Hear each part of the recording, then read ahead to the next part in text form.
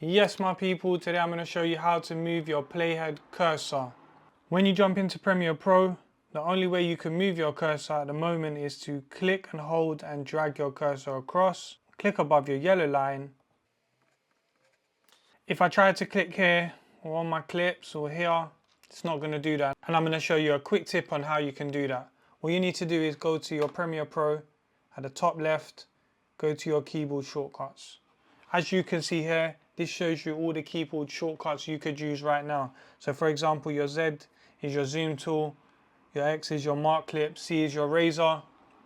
You're going to come down to your search and you're going to type in move playhead cursor, and there you go, and there it comes up. So what you're going to do is you're going to right click here and then you're going to input a shortcut that you want to use.